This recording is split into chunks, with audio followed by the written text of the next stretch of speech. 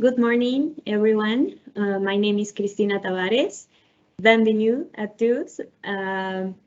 It's a pleasure to be here with you on our second session in collaboration with the Conseil coordonnateur des entreprises. Without any further ado, we're going to receive our president, Manuel Ribeiro, who's going to talk about the Conseil coordonnateur. Welcome, Manuel. Thank you very much, Christina. Bonjour et merci à tous d'être ici. Je suis vraiment très content. Ceci est le premier webinaire qu'on fait après l'annonce de signature entre le consulat mexicain et le Conseil coordonnateur entreprises Québec-Mexique pour l'officialisation de la participation du consulat à l'intérieur au sein du conseil d'administration du Conseil coordonnateur entreprises. Donc, pourquoi on a lancé cette initiative de Conseil coordonnateur entreprises et pourquoi ce Allied Shoring au Mexique qu'on lance maintenant?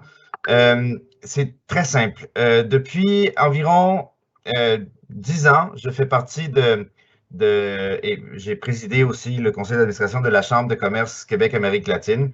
Et ce fut une expérience magnifique qui m'a permis vraiment de comprendre les aléas de la dynamique entre le Québec, le Canada et ses voisins de marché du Sud. Et on s'est rendu compte qu'on était en train de passer à travers une super opportunité en tant que les outils qu'on a développés entre le Canada, le Mexique et les États-Unis, ce qui est précisément le traité de libre-échange, le CUSMA, l'ancien ALENA, ou en anglais TLCAN.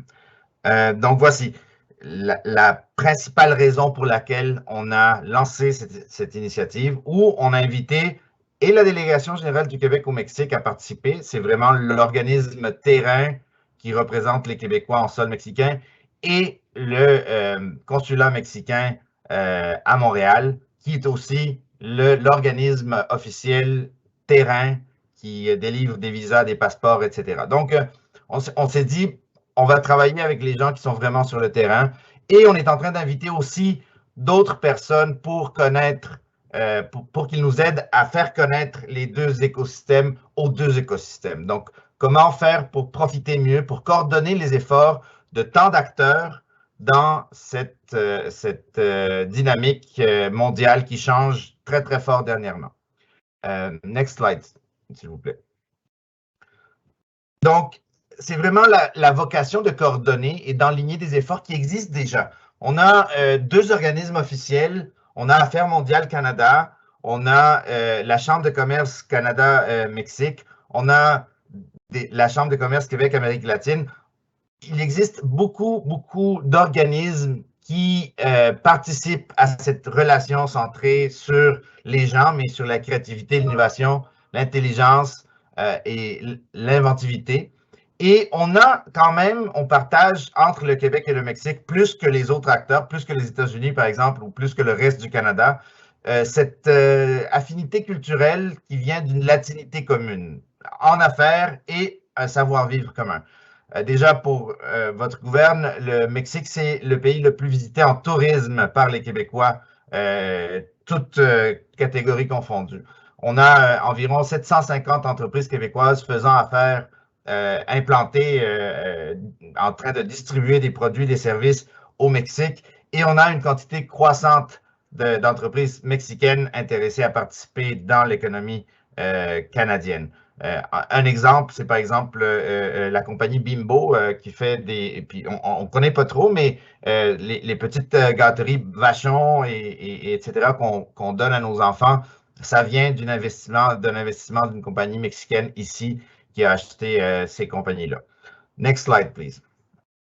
Donc, on s'est dit, deux nations, deux voies amicales qui reconnaissent des valeurs communes dans divers secteurs. Et ces secteurs-là, c'est sur lesquels on va se concentrer. Next slide, please. Le slide suivant, s'il te plaît. Parfait. Donc, on va se concentrer sur manufacture intégrée, industrie créative, culture entrepreneuriale, innovation, investissement avec un sens social et environnement. Valeurs, culture formant des réseaux ayant un impact économique positif et les droits d'auteur et la gouvernance. Donc, pourquoi la manufacture intégrée? Bon, on s'entend que le Mexique actuellement, c'est le pays qui exporte le plus de pièces automobiles, pas d'automobiles en tel quel. C'est peut-être la 2e ou la 3e place dans ce sens, mais c'est un des pays qui fabrique le plus de pièces automobiles au monde et en croissance. On s'entend que la quantité de compagnies chinoises, par exemple, qui est en train de faire le saut et commencer à fabriquer au Mexique pour éviter les frais de logistique qui sont en train de croître très, très fort, sont en train de s'installer au Mexique. Et le Québec a aussi une très forte culture de manufacture intégrée. Donc, c'est le cas de pouvoir intégrer nos chaînes pour faire compétition à des blocs comme le bloc européen ou le bloc asiatique.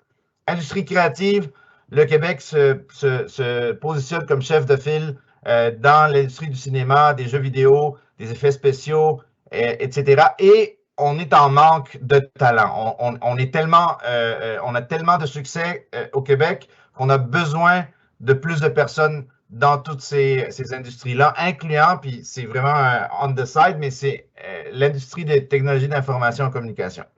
Culture entrepreneuriale et l'innovation, je ne sais pas si vous le savez, mais le Québec et le Mexique ont partagé pendant très, très longtemps une initiative super intéressante qui s'appelait TechBA, qui était jumelée avec une accélératrice d'affaires québécoise, très, très fière de l'être et très grande, très, très ancienne, qui s'appelle Innocente. Et entre ces deux-là, puis c'est de là un peu qu'on vient, c'est de ce monde qu'on vient, on a aidé environ 275 ou plus compagnies à accélérer leur croissance à l'international à partir du Québec. L'investissement avec un sens social, il ne faut pas se cacher qu'on est notre Caisse populaire des jardins et les différents fonds des travailleurs au Québec sont vraiment des chefs de file aussi à l'international. Et il faut mettre en valeur que le nouveau gouvernement mexicain de Andrés Manuel López Obrador veut vraiment donner un sens social aux investissements. Ils ont encore un bout à apprendre, mais on croit comme Québécois qu'on a beaucoup d'opportunités de donner un coup de pouce à notre frère du Sud pour aider à arriver à faire des grosses affaires avec ou avoir un très, très fort impact avec cet investissement avec un sens social. L'environnement, on ne peut pas se le cacher, l'environnement est devenu un enjeu majeur, bien que le Québec est beaucoup plus en avance que le Mexique par rapport aux cibles de réduction de gaz à effet de serre et autres cibles environnementales. Le Mexique n'a pas plus de guides de ce côté-là que le Québec. Les États-Unis étant un pays beaucoup plus compliqué par rapport à l'environnement. Oui, on a certains États comme la Californie qui poussent un petit peu plus fort que le reste des États-Unis, mais on s'entend que là où on veut regarder pour notre avenir, c'est vraiment le Québec qui fait beaucoup, on peut encore en faire plus, mais qui fait beaucoup plus que le reste de l'Amérique du Nord. La valeur de la culture formant des réseaux ayant un impact économique positif. Ici, on parle de la culture mexicaine qui est vraiment ce qu'on appelle un des soft powers, toute la culture mexicaine qui est ancestrale. Mais au Québec, on parle aussi d'une culture différente par rapport au reste du Canada et aux États-Unis qui souvent pose un type de menace pour la culture québécoise. Donc, est-ce qu'on peut aider dans ce sens-ci, c'est fort probable que le Mexique ait plus de profondeur dans ce sens pour aider le Québec à faire survivre et aller de l'avant avec la culture. Et bon, finalement, les droits d'auteur et la gouvernance, ce qui est aussi un peu une des questions ou une des préoccupations des compagnies québécoises qui éventuellement vont essayer d'aller au Mexique pour entamer ce marché. Donc voilà, c'est les 7 piliers qu'on a adoptés pour cette année. C'est possible qu'on les change parce qu'on est vraiment à l'écoute des compagnies qui font partie et qui vont s'affilier au Conseil coordonnateur entreprises. Donc, on vous écoute, mais c'est nos piliers sur lesquels on va marcher. Next slide, please. Donc voilà, c'était une petite présentation du Conseil coordonnateur. Aujourd'hui, on va vous parler du Mexique en tant qu'allié pour faire du allied shoring, de la manufacture avancée ou de la distribution avancée sur le terrain mexicain, sur le Mexique. Et pourquoi on va parler de ça? D'entrée de jeu, on a toujours parlé de manufacture au Mexique. Le Mexique est un pays qui accueille beaucoup de compagnies manufacturières. Mais pourquoi en particulier aujourd'hui c'est plus important? Mais aujourd'hui, c'est plus important parce que les prix des conteneurs entre la Chine et le Canada ont augmenté. C'est marqué de 800%, mais selon nos derniers chiffres. And Guillermo may help us to validate the price increase in logistics at some point. But we're talking about at least 1,000% in increase. So, il y a quelques années, un couple d'années, le prix du container était entre 200 et 2500 dollars américains pour un 40 pieds Chine-Canada. Aujourd'hui, on parle de 25 000 dollars. Les prix aussi ont augmenté en termes de logistique entre le Mexique et la Chine, mais pas autant. On peut parler de peut-être 8 000 dollars pour un container Chine-Mexique. Donc, on voit certains avantages qui font en sorte que si c'était déjà intéressant, ce l'est encore plus. On a aussi la pandémie de COVID-19 qui a créé un déséquilibre entre l'offre et la demande et qui a bousculé très, très fort l'industrie de la logistique, donc des compagnies qui ne pouvaient plus envoyer leurs produits parce qu'il y avait un type manquant. Donc, on gardait les conteneurs et ces conteneurs ne pouvaient pas servir à transporter d'autres marchandises. Donc, ces conteneurs dont on avait besoin ailleurs. Donc, voilà, c'est un peu la deuxième raison. La dépendance à l'expédition fractionnée qui s'est poursuivie. Donc, on a eu une très bonne industrie logistique. On pouvait compter sur envoyer un container puis juste envoyer un palette. C'est quelque chose qui se déconsolide de plus en plus. On a eu aussi le Brexit qui a fait quadrupler les taux de frais pour les marchandises à destination en provenance du Royaume-Uni et qui a fermé un peu, qui a agi comme goulot pour les exportations et les importations dans le monde entier. Et finalement, une énorme demande de conteneurs en Chine qui oblige le reste des pays à payer plus cher. Ceci dit, le plus important, je crois, c'est une question qui n'a rien à voir avec l'exécution ou l'argent immédiatement. C'est une question stratégique. La guerre en Ukraine nous ramène un peu à la réalité de ce monde qui, pendant très longtemps, a été très près de sa globalisation et où on pouvait compter sur les envois transatlantiques et une chaîne d'approvisionnement qui était mondialisée et qui était très, très tissée serrée. Aujourd'hui, on voit que les groupes se divisent un petit peu plus et on a de plus en plus un manque de certitude. Dans ce sens, c'est très important qu'on garde nos amis encore plus près que jamais. Et c'est pour ça que je considère que le Mexique est une excellente opportunité pour les compagnies québécoises de s'intégrer verticalement avec le reste de nos partenaires, avec les États-Unis et le Mexique. On a le marché le plus intéressant et qu'on soit capable de le garder pour nous au moins un certain temps et de le prendre comme base pour attaquer les autres marchés internationaux. Donc voilà, moi je peux parler pendant 1 heure parce que c'est très intéressant tout ce qui se passe, mais je crois que j'ai déjà empiété sur le temps des autres. So, guys, I believe I took like 4 minutes out of the rest of the time of everybody else. I'm sorry about that, but I'm not sorry because it's very important what I was saying to our colleagues. So I'll leave our next participant, Guillermo Fernandez de Gauri, which is a very good friend and a very nice owner of a company that's thriving and growing in Mexico called OnlyLog. And the stage is yours, Guillermo. Thank you very much.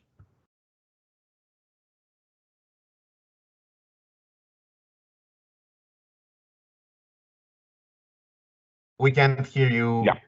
Guillermo. Yeah. Now, can you hear me? Can you hear me now? Yes, we can hear you. Can you hear me? Okay. Thank you. And sorry, I don't speak French. I have to speak English. And well, it's a pleasure to be with you, and hopefully we can be of some assistance on your analysis and decision, whether you move your operations or how you make it more efficiently. We are a company which helps companies either manage supply chain in Mexico, or help them establish their companies in Mexico, or even manage the industrial aspects of the production. But going out the shoring, I'll try to be as brief as possible and going to the point, and then to provide you as much information as you require. We go to the next. Can we go to the next, please?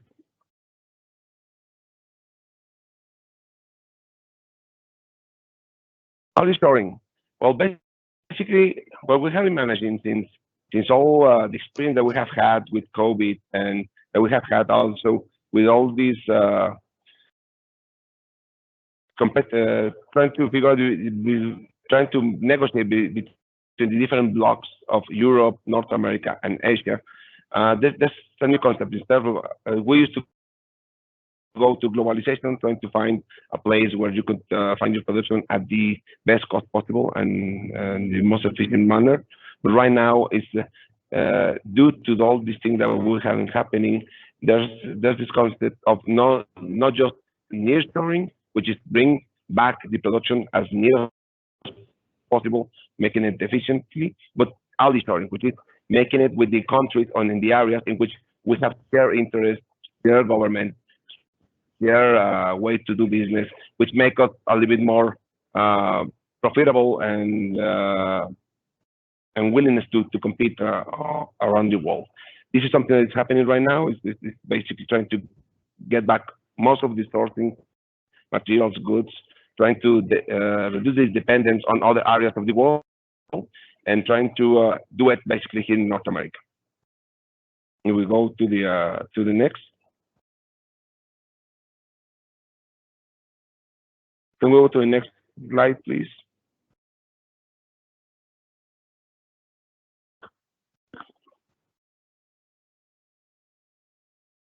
Okay, perfect.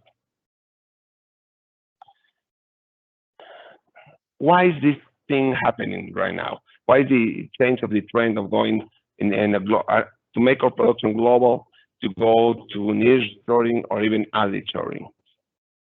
Right now, we have experienced, as I'm sure everybody knows, the congestion on the maritime transportation.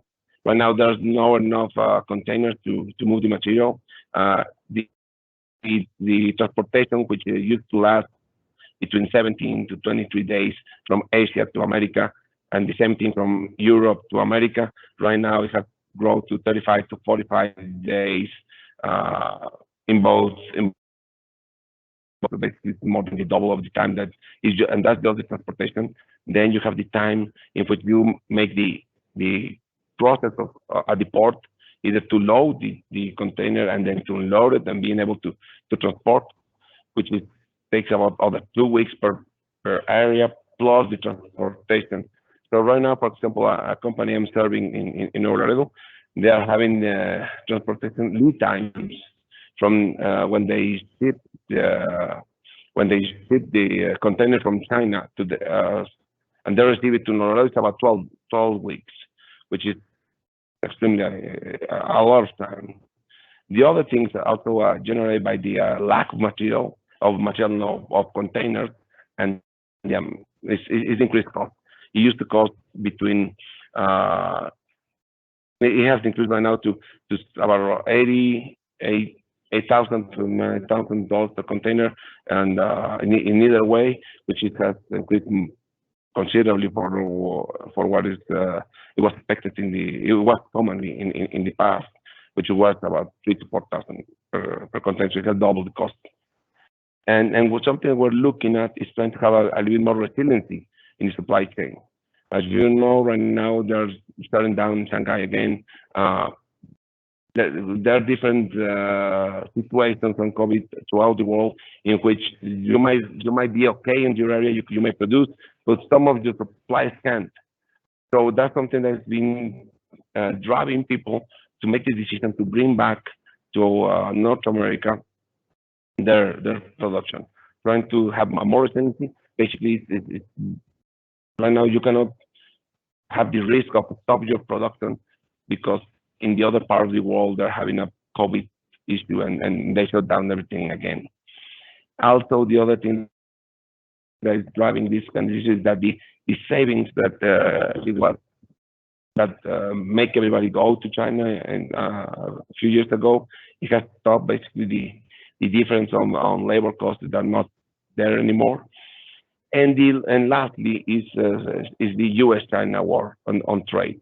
I have helped a lot of Chinese companies coming to Mexico precisely to do that. Is say, well, okay, we're going to move our production to North America, and in order to supply the U.S. market and avoid that kind of things. But the thing is that, for example, for your supplies, they have that effect also on the importation cost. It's not just for the finished goods, it's also for the production for the production material. And at the end, this kind of trade war also makes things unbearable. Can we go to the next?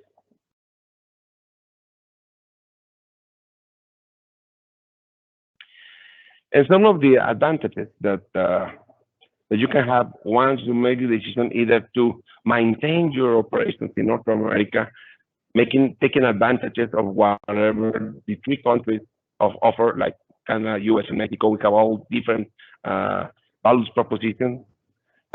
Maintaining your operations in North America or bringing back your operations to North America. One of it is the predictability. Here you don't have to precisely to the risk of having an issue right now in a port in Asia, or the time that it takes to bring the material from Asia, from Europe to North America, and the congestion on the ports again, that it might. Right now, I'm growing also a lot in the supply chain area because everybody's having to have a lot more inventory near the supply, near the production, and that's cost. Right now, the cost of transportation, of having 3 months of material coming in and out, plus having your test inventory, that's huge near your operation. Those are costs, and if you have it, if you make the decision to consolidate your production in North America, the predictability or the visibility, transparency of the operation, and the certainty that you will be having your production and your cost is something you will have to take in consideration. The other advantage is the return on investment. Obviously, the cost aspect of it is with the added cost of transportation, with increased labor in China, with all these things, with all this increase in inventory you have to have, you will have to consider all those things, all those costs, to compare what is the production in North America.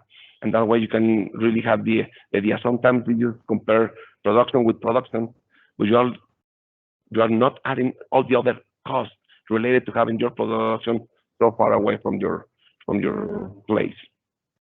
The other advantage of the all this storing is the market responsiveness. Right now, we don't have sometimes the time to be responding late to our clients. There's a lot of changes in production. There's a lot of changes in the ability to the customer needs, and being in the same region allows you to do that a lot faster. Again, if you need to change something right now in your production, it takes you about 3 months to receive the material to then supply it. We see that thing right now with the car. It's a supply and demand situation, and something that we also have in moving or maintaining your operation in North America, or moving your operation to Mexico, is precisely the border facilitation. We have between Mexico and the United States, we have pretty efficient border, which allows to cross trucks pretty fast. I'm based in Nuevo Laredo, in the Nuevo Laredo area. Although we have operations in other parts of Mexico, but that's where our headquarters are. And over there we cross 15,000 cars a day. So and we do it every day, effortlessly. So it's something that you might consider that the border facilitation all the time between Canada, US, and Mexico. We're going to go a lot further in sharing technology, sharing facilitation, sharing processes to make these things a lot faster. So with all this said, that is something that you should consider in your decision, either to maintain your operations in North America in a more efficient way, or bring back your operations from overseas, either Asia or Europe, to supply the North American market, starting in Mexico, due to all these things that I have just mentioned to you. And obviously, I'll be more than happy to answer any questions or share more detailed information if it's needed. Thank you, Manuel. Thank you very much, Guillermo. That was super interesting. Now, to continue with the program, I'd like to welcome Paulina Gonzalez, General Director of American Industries in Region North. She's located in Monterrey. Paulina, welcome. Thank you very much for being here. Thank you. Thank you, Manuel, Mario, Guillermo. Great seeing you. So thank you all the audience and all the Canadian companies are interested here in getting to know how to do business in Mexico. I will present you a little bit more about our company and the labor benefits that our country offers to all the international companies. Well, we're a company with more than 40 years of experience in Mexico. We develop 3 divisions areas: the shelter, which is the administrative services, same as Unilog. We offer services for HR, customs, finance, legal, all the administrative package for you to settle up and start up your operation and run softly your startup here, avoiding any mistakes or responsibilities in the country in Mexico. We have worked with over 200 companies, and either in shelter and also in real estate. I'm sorry, we have 16 industrial parks in the country. So it's a match, it can be separate or together. We offer buildings for lease for our clients, and warehousing services we have in El Paso and in Laredo, Texas, for all the freight forwarding issues or conciliating your merchandise that you import from North America.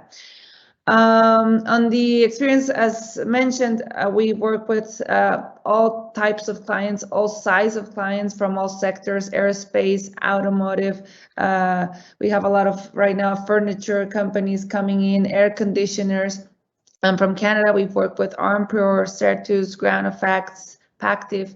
And the experience is for you to run up successfully and avoid, like I said, making mistakes, and get to know how the operations and the reforms and laws are working here in the country. Okay.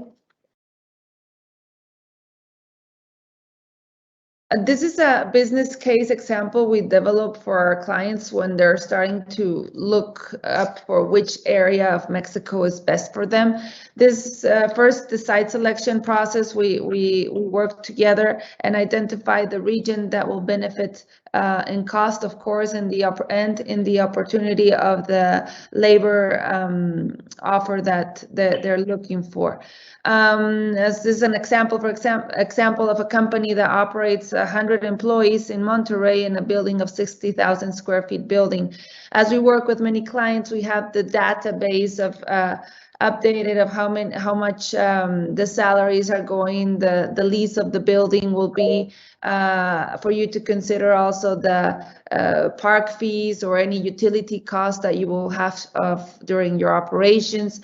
As Guillermo was mentioning, the logistics cost has increment, that's changing a lot. So, and the freight to consider if you're going from Monterrey to Laredo, or if you're importing from Manzanillo to Monterrey, or if you're considering any other area of Mexico, we work this model. And sometimes they compare the cities, let's say Guadalajara or Reynosa in Monterrey, or wherever we have offices, we can develop this study for you. And also to consider additional expenses. That could be security, training, and all the office supplies expenses that you will be having. For at the end, for you to analyze that, okay, it will cost you, in this case, it's US dollars, but it will cost you 14.84 clock hour to operate a business of this size per month. So this model is based on, can you go to the next one, Christy? Information that we ask the companies, confidential, of course, and we keep a non-disclosure agreement with them of how we offer them the salaries and what the package is. Normally, it's a salary that's fully loaded after entry level, so you can already have this general scope of how much it will be costing a normal routine of operations. If you provide us the utilities that you will be considering and how many containers are coming in and coming out, we can develop this business case more completely. To the next one. It's it opens up a little bit more. You see how we get to 428. This is an example, an operator C. It's a non-skilled operator, the lowest level on this, on the direct labor. And right now in the area of Monterrey is 428 clock hour. The 428 comes up with a salary, a base salary of 256. That's to 2021, 2022. Starting right now, it's getting increased to 270. But you need to consider for benefits by law that in Mexico needs to be included, which is the vacations day, the premium of vacations, holidays, and Christmas bonus. We can help you calculate all of these positions once we start working and identify the best package for your employees. But also you need to consider the market benefits that to offer according where you will be located. Here in Monterrey, well, there's say you need to offer savings fund, attendance bonus, food coupons. The people are used to they prefer to go to work wherever they offer them, of course, transportation to the company. So even if the company is nearby their house, but the other company is a little bit far and they offer them transportation, and the one that's near doesn't offer them transportation, they will prefer taking the transportation. For commodity, because of also the cafeteria has been some issues we've been having of if you offer a food meal, a package of food meal in the company, it's better for them. They don't have to carry their lunch. And also we add other expenses for you to consider on your operations. Life insurance or medical major is more for administrative and higher positions. You need to consider the uniform. For example, the people that are working under our clients work under your label, so to offer them uniforms to make them feel empathize with the company and connected with the company's values. And also we add some expenses for you, like Christmas parties, Mother's Day, or now it's coming the Kids' Day. So little benefits that it's a lot of emotional environment that you need to stable in your operations, and that's what we help you out. We help you in consulting. We help you to coordinate. We help you to implement these activities for your employees further on than recruiting, selecting, and doing the payroll for your companies. We help you stabilize your operation in order to avoid the turnovers, and because we know the market. So also these numbers are like the general areas of Monterrey, what we need to consider who you're having next to, right? Like if you have a big competitor, a big company, an OEM, or a company that offers more benefits, then we need to consider what to do better on either conditions, internal conditions, or on the salary and benefits to offer as a package. And then on the other side is the fiscal, the cost that you will need to cover up as the Social Security, the housing program in Mexico, the state tax in this case in Nuevo León is 3%, and the federal tax. So at the end, we cover up annual cost of 187,000 pesos, which covers us 779 US dollars per month, or for 28 clock hour cost.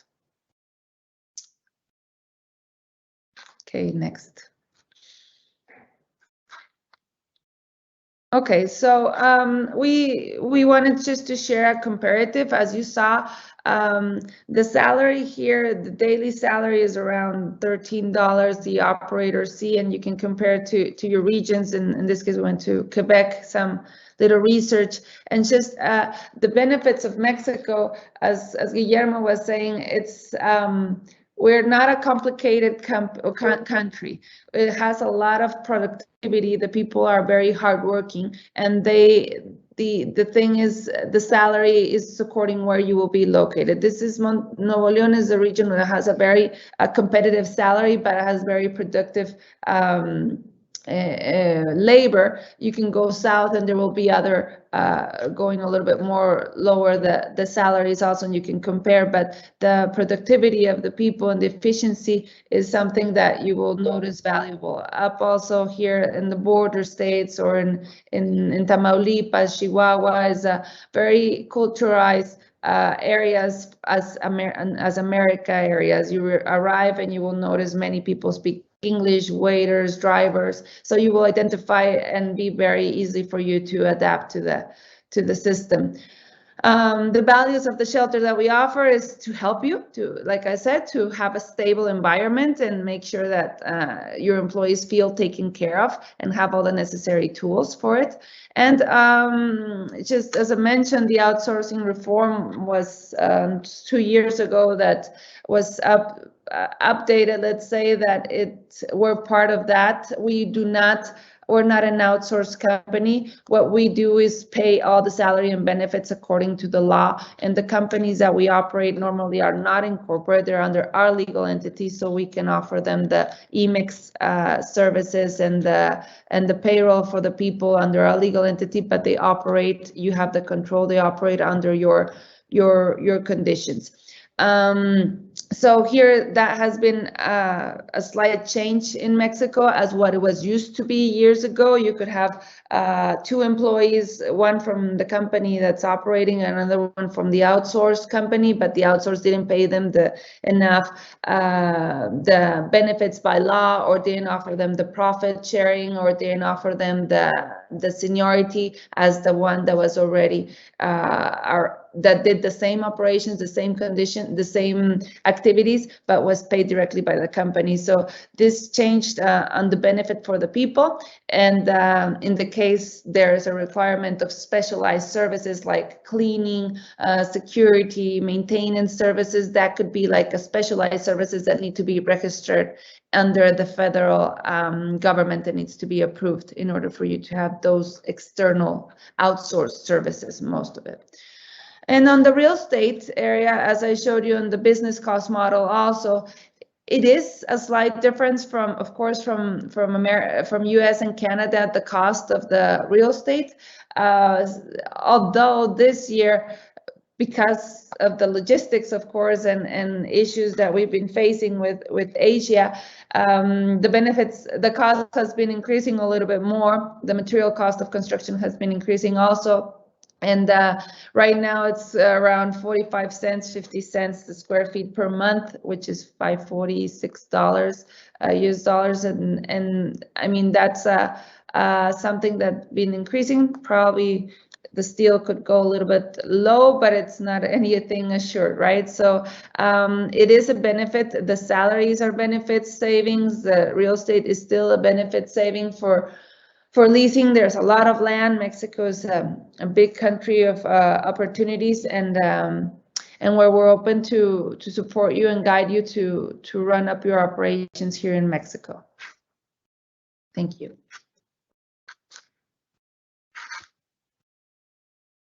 Muchas gracias, Paulina. Thank you very much. So I think we have some questions, Cristina. Can you read the first one? I'm going to take care of several of them, but we have questions from our team's attendees and from LinkedIn. Go ahead with the first, Cristina. I'll take the other ones. Yeah, sure. The first one says, if I go in a shelter solution, are our employees still ours? Guillermo, Paulina, could you please help us to answer this question? Okay. Do you think I can understand the first part of the question? Yeah, I'll repeat it. If I go in a shelter solution, are our employees still ours? Yes, well, in Mexico, basically the idea of the shelter is that you don't have any responsibility in Mexico. So legally, they are under our payroll, and we are the legal employers for them. But they do follow the instructions that you provide to them, and they follow all the procedures. So basically, you run the operation, but we're legally responsible for them. So you don't have any legal restrictions in Mexico. I don't know if that answered the question. Yeah, I think yes, but I think and I've been asked this question a couple of times, so maybe there's a preoccupation on Quebec companies that can they have some of their employees in Monterrey or in Querétaro or Chihuahua to come to Quebec and have training, let's say for 3 months, because that's they don't see that they are in their payroll. So is it possible? So normally I say yes, but Paulina, what can you say? You have had this situations in the past, right?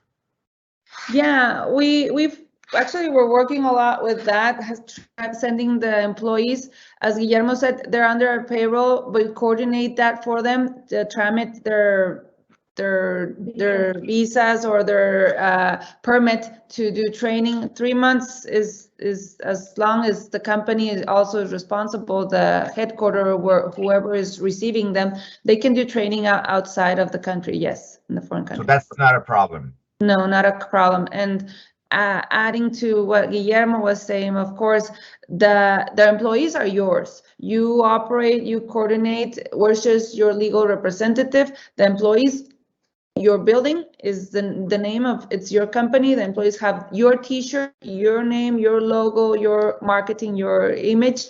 We're just the legal representative that will be coordinating everything on the back.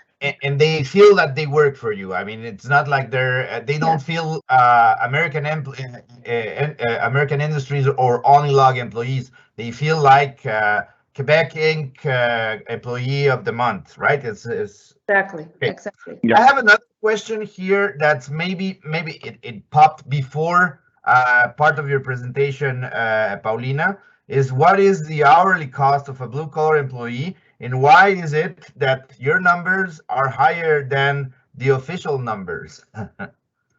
So I think it's salario mínimo. They're talking about salario mínimo and yeah. Why my numbers are higher?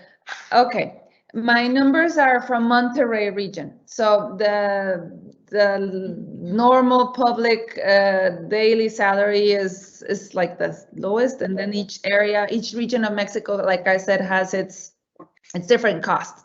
So I think the northern area is the most higher labor cost, and it's only the base daily salary.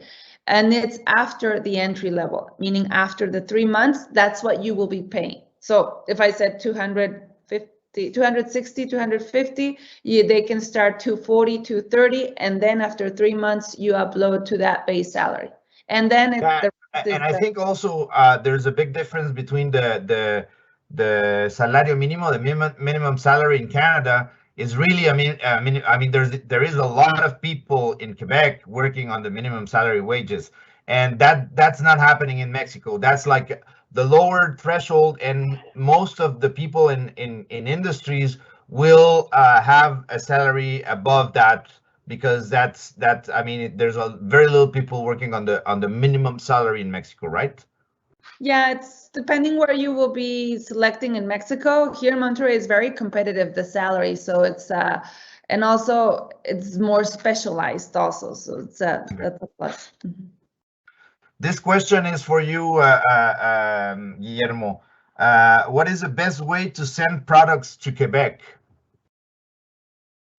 Oh, it all depends on the product, on the frequency, on the weight, on the volume of the product. So there's no direct answer, but basically your options will be land or railroad. and it depends on the times that you require. Obviously, the railroad is the more cost-effective way to do things. Obviously, it's lower. And going by truck, obviously it's faster, but it's a little more expensive than the railroad. And for example, there's people that who makes a mix of those. For example, Mexico, although it has a good railroad, is not as efficient as the United States and Canada. So you might choose to take the transportation by land from Mexico and then ship railroad from the United States to Canada. So it depends on the product and the amount and the weight. Okay, there's another one for you. What port should we use to send products to Europe?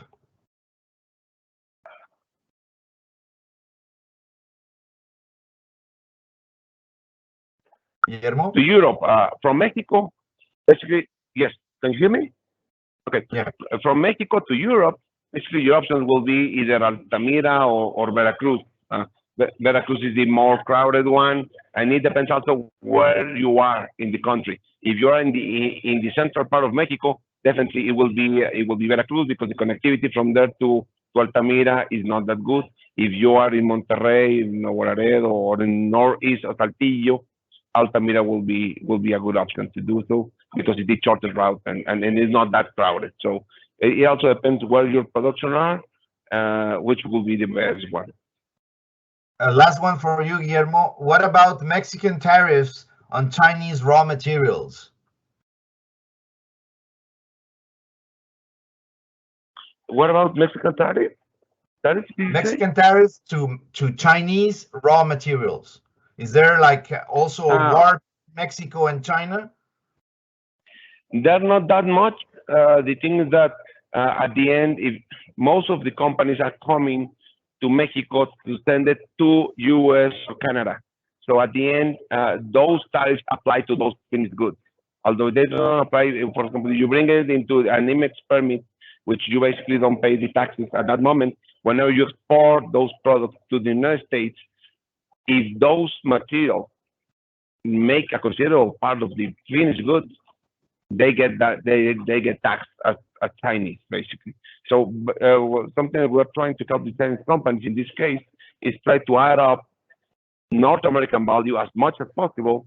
So they have the well, it used to be the NAFTA, now is the USMCA qualification, because if not, basically they will be receiving the tariffs that the US applied for those products. Okay, so it's definitely not worse to bring things to China, from China to Mexico, not worse than to bring things from China to the US or to Canada. It's just a different way, but it's not better or worse, if I understand well, right?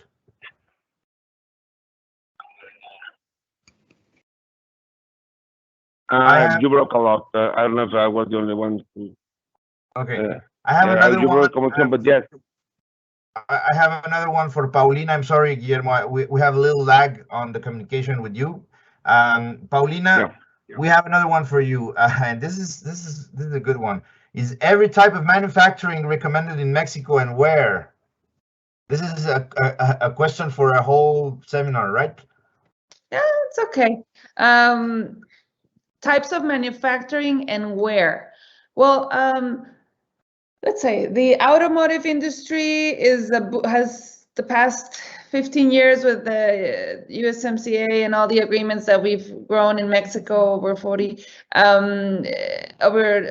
We have areas like the Bajío region is the automotive, a lot for auto parts. It has 7-8 OEMs, and then it's also Guadalajara, Jalisco. They have a lot of for electronic, IT, development, food industry, and then the companies that their main their main customer is North America, US or Canada. We recommend them to be up in the border. Could be Chihuahua, Nuevo León, Tamaulipas.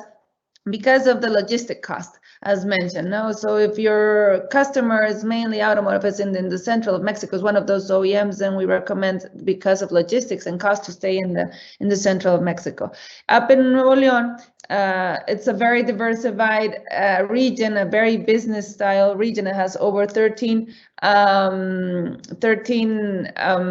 clusters, industrial clusters, automotive, aerospace, all supply for manufacturing. You'll find molding, injection, plastic, foundry, everything you will find here as a big supply base, supply hub here in Nuevo León. And you have the neighbor states, which is Tamaulipas, you have Coahuila, which have been growing together with Nuevo León. So both the three states coordinate all of that. Now, if we go with aerospace, Chihuahua and Querétaro has a big development specialized on that area. Still, Nuevo León is continuing with that. And there are other states, regions that I have to mention. I'm from one of them. Durango, San Luis Potosí are states that are growing, that have a lot of potential. They're not border states, and they're not in specifically where the OEMs are located in the central of Mexico, but are states with opportunities that offer, of course, much lower salaries than I mentioned right here, cost, and also the life standard living and the cost, operational cost are better. Just to consider that your logistic will be a little bit, you're not in the border side of the Mexico, but it's also states that you need to look up to.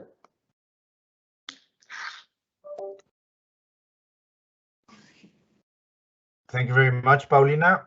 Christy, I've ran out of questions. Do you have more on your side? I think we are all done with questions. I don't know if Guillermo and Paulina would like to add something before we end our session. I have one here that's not an easy one that just popped out. And it's about security. So they're asking us that in Canada, there's this perception about Mexico as a very violent country, that there's a lot of crime and whatnot. So yeah, it's basically how safe is to do business in Mexico. I want to give this is a sensitive topic that I want to address, but then I'll ask also Paulina and Guillermo to say their word, because even though we help companies to go to Mexico, you receive much more companies from around the world than we bridge from Quebec to Mexico, right? So first of all, let me tell you something. It's overall, even if the crimes that we see seem more violent and whatnot, the quantity of crimes committed in Mexico are in most of the violent cities are less or equal to the average crime rate in major US cities. So, for example, if you go to Monterrey, let me assure you that you'll be safer overall than if you go to, let's say, Detroit, right? And the type of violence is also different. If you go to a city like Chicago or Detroit, you'll have petty crime. It's crime against the citizens, the people. It's crime made by small robbers and stuff like that. In Mexico, it's organized crime, and if you're not there, if you're not into the chain of crime, you're not buying drugs, selling drugs, and whatnot, normally you don't get affected by this. It's more being at the wrong place at the wrong time, right? But even there, I can tell you there's 125 million Mexicans living in Mexico, and they do just fine.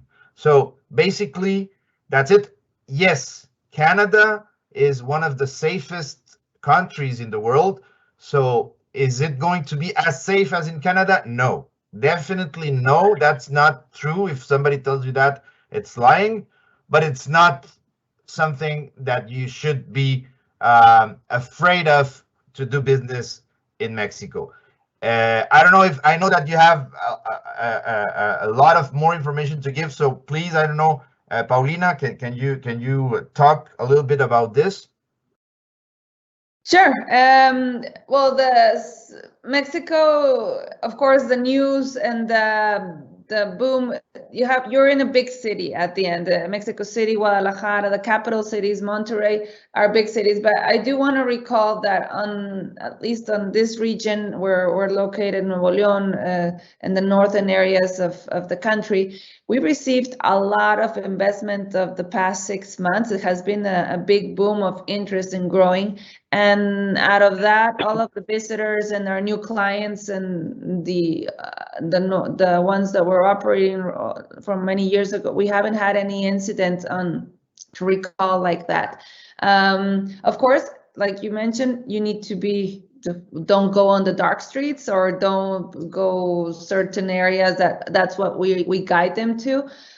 Here, Monterrey has San Pedro, which is where we recommend all the directors and leaders that comes from other countries to stay. It's one of the safest and richest cities of Latin America, and I think it's more that and that's also a part of our job from Onilog and American Industries to accompany you and help you. We're your partners on your operations. You're not alone. No, we're together doing this, and we help you in case there could be anything that requires we go with you together to stand up on whatever it comes up with the government or with whatever it comes to.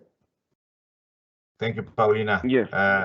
Just let me elaborate a little bit right more, now. Guillermo, on this. Yeah, but just to give an idea, right now I'm in the we have the assembly of the National Maquiladora Council, which I'm a member of it, and security is not something we're talking about. As an industry, we don't have major problems. We're being productive, and what we're talking about here is how to be more productive. How do we make better relationship with the government? How do we create things? Right now, for some things, they have open offices in New York and Washington and Los Angeles, the industry, the Mexican industry, to precisely provide better information to the key players in the United States. So we're not worried. We're not a target. We don't have that kind of problems. So basically, we're more focused on production, productivity, effectiveness than security. Thank you very much, Guillermo. That speaks a lot. I mean, the type of concerns that the industry has and that should be addressing, and that's not an item on the list. So it's a non-issue.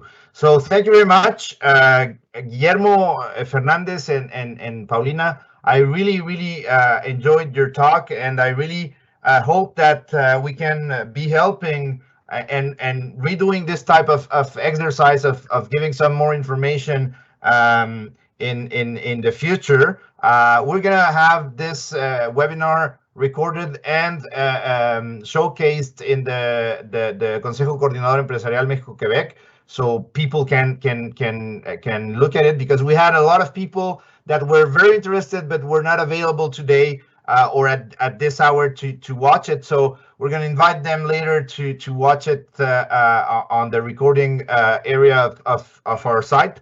And please don't hesitate to contact us. But thank you very much, Guillermo. Thank you very much, Paulina. Cristina, I'm just going to take, before you end up the webinar, I want to take 2 minutes to ask our viewers to get closer to the Conseil, coordonnateur, entreprises, Québec-Mexique. We think that it's the best moment in the last maybe 15 years of our collateral collaboration between Canada and Mexico for doing business between our countries. As Paulina said, in the last 6 months, we've seen a huge increase in the footprint of international companies in Monterrey, but not only in Monterrey, in Mexico overall. And a lot of Chinese industry is setting foot in Mexico because, and again, this is strategic. The world is changing big time, and one of the things that strategically we can do to secure the long-term operation of your business is to integrate closer to home. That's why we call this, it's not offshoring, it's not nearshoring, it's allied shoring. We are allies. Mexico, US, and Canada, we've signed a contract that has led the rest of the world to integrate into clusters, and we need to take advantage of this. Not just the big companies, not just the Bombardier, the Airbus. I mean, those companies, those OEMs are key to start this ecosystems and have them thriving with POs and job to be done.